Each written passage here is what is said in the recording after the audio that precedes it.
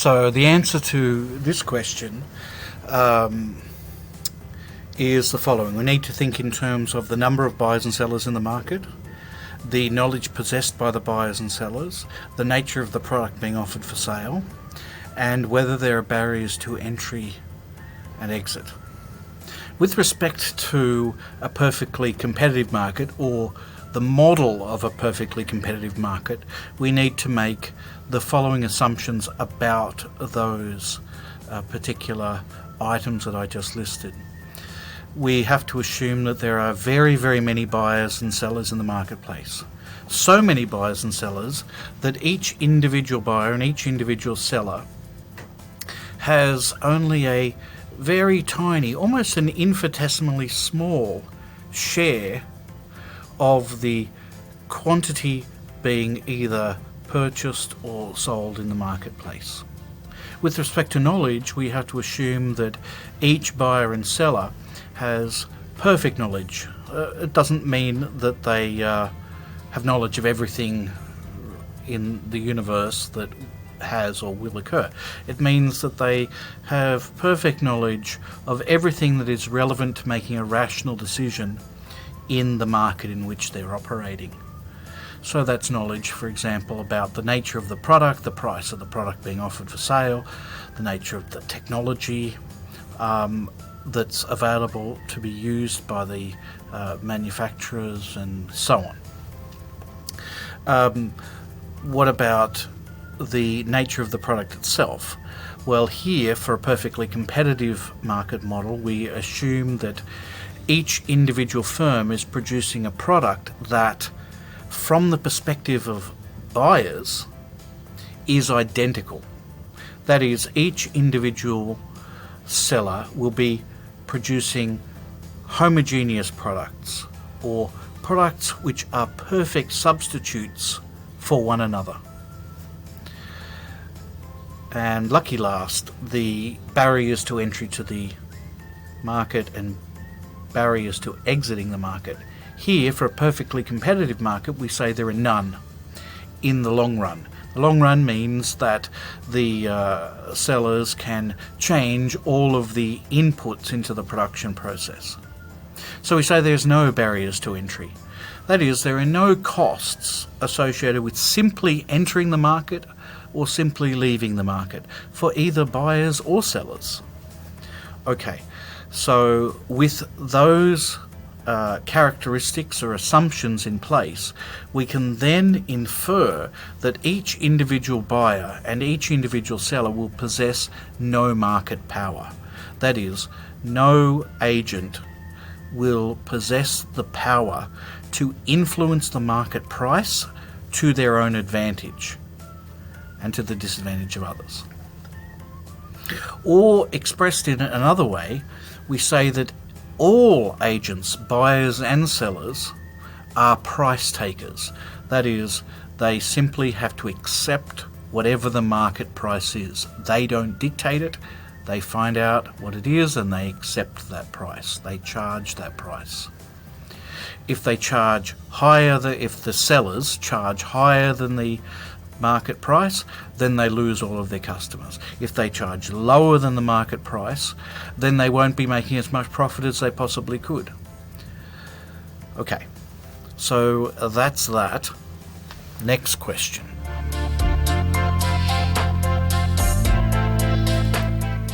So in this case, you can think of your own example as best you can.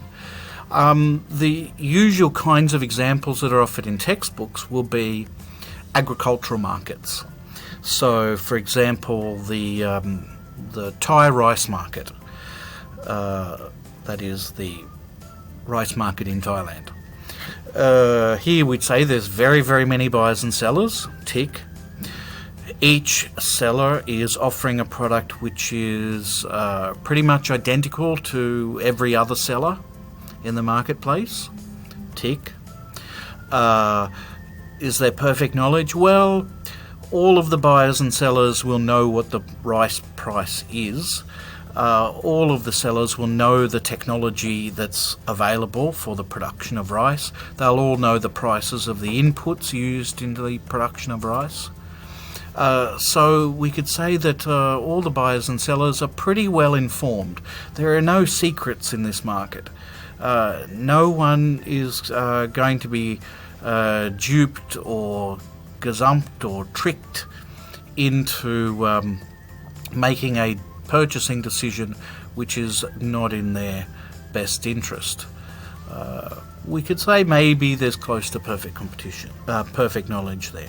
What about barriers to entry? Well, there is no costs simply to enter that market. Of course, there are costs of buying the inputs used in the production process of rice, but there's no cost of simply setting up in the rice market, nor of leaving the rice market. And the same holds true for the buyers as much as the sellers. So can we conclude that each buyer and seller in the Thai rice market is a price taker, has no market power? I think that's a pretty reasonable assumption. We wouldn't say any particular rice farmer or any particular family purchasing rice in any way controls or has any influence whatsoever over the market price for rice in Thailand. So maybe this is a reasonable example. I'll let you think up your own. But we should bear in mind that no market in the real world is going to perfectly match the perfect competition model. The perfect competition model's assumptions are very strict, and if you dig into the details of any particular market, including the Thai rice market, you'll discover that it's not quite as perfect as I've suggested. Of course, there are some buyers that are in fact larger than others. In fact, the government can become a buyer of rice, and has in the past become a buyer of rice in the Thai rice market. Does everyone have perfect knowledge? Not really. I mean, there are always going to be buyers and sellers who don't know everything that there is to know about that market, and will make mistakes, or will be duped, or will be tricked in some way.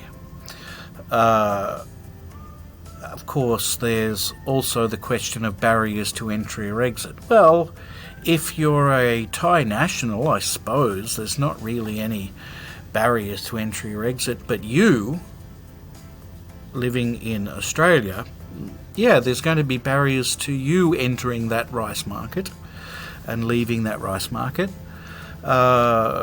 If you're an Australian citizen, you just can't rock up to the Thai rice market and start supplying into it. There are going to be various kinds of legal barriers to prevent you from doing that. There might be fees to be paid, or bribes to be paid, or whatever. But there's going to be barriers to entering that market. Okay, so even in my example, it's not really a perfect example. There's not a perfect match.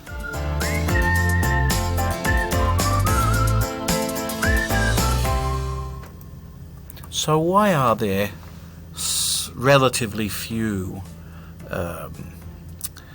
examples of perfect competition in the Australian market? Well, there's relatively few examples, good examples of perfect competition anywhere, really. So, but is Australia special in some way compared to countries which it would normally be ranked with, such as the countries in the OECD, for example? Well, we can say that in very many markets in Australia, the industries are, relatively speaking, fairly highly concentrated. That is, they are dominated by a handful of major players, major suppliers. If you think about, for example, the banking sector, the insurance sector, superannuation, grocery retail outlets. I mean, not the number of outlets per se, but the owners of those outlets. suppliers of petrol, suppliers of cars, that is, car manufacturers, iPhones. How many different brands of iPhones are there? Laptops, desktop computers, and so on and so forth. The more you look into it, say funerals, how many sellers are there in the marketplace? Is there a dominant seller? Yes, there is. The more you look into it for the products that we buy every day, often there's not very many manufacturers. Often it's dominated by a few. Why? Well, it could be that a combination of two things. One, that Australia doesn't have an extremely large population compared to many other countries. So we can say what used to be called the extent of the market is limited. And second, that very many of the products that I listed before, and many more that you can think of, can be mass-produced in extremely large quantities at a relatively low average total cost by just a few firms. A few firms can take advantage of what we would call economies of scale. That is, as a firm becomes larger, it can, in a sense, become more technically efficient. That is, it can produce more at lower average costs than a smaller firm, and so could end up supplying an entire market, assuming that that market, say the Australian market, is not too large. The population is not too vast, and that's the case for Australia. So it's the combination of a relatively small population along with economies of scale and to a lesser extent economies of scope in terms of production, marketing and distribution that enable relatively few firms to dominate quite a large, a single market in a variety of different industries. So that would be the answer to that. Yay.